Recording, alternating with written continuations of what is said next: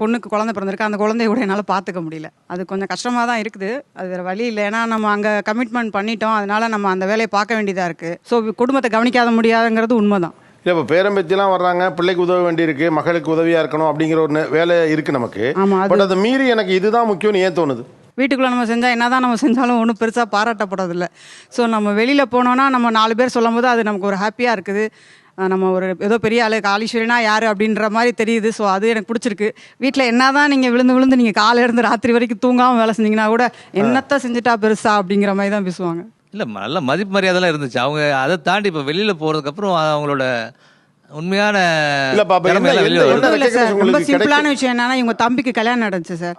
அவங்க தம்பி கல்யாணம் நடக்குதுன்னு நான் எல்லா வேலையும் இழுத்து போட்டு செய்யணும்னு எல்லா வேலையும் இழுத்து போட்டு செஞ்சுட்டே இருக்கேன். பத்திரிக்கையில பேர் அடிக்கும் போது கூட பார்த்தா இவர் பேர் மட்டும் அடிக்கிறாங்க. பக்கத்துல என் பேர் இருந்துச்சு, அதை அடிச்சிடுறாங்க வேணான்ட்டு. சரி, அப்ப நம்ம வேலை செஞ்சாலும் இவங்க இதை கண்டுக்க போறதே இல்லை. ஸோ நமக்கு அங்க எது பண்ணாலும் நமக்கு அவ்வளவுதான் நம்மளோட மரியாதை. கல்யாணத்தில் நீங்கள் உங்கள் பேரை போடலை. இப்போ ஊரில் நடக்கிற நல்லது கெட்டதில் பேனர்லாம் வைப்பாங்கல்ல, அதில் உங்கள் பேர் இருக்கா? பேர் இருக்கு சார். பேனர் மாத்திரம் இல்லை, தெருவிலேயே பேர் இருக்குது. ஆ?